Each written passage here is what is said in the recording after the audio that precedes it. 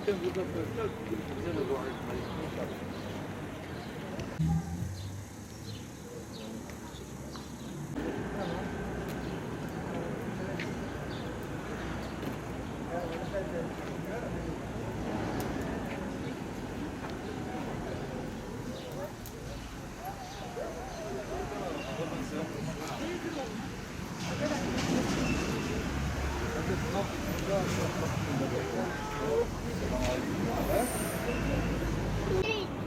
Oğlum annenin işi bitti. Bizim de işimiz bitti.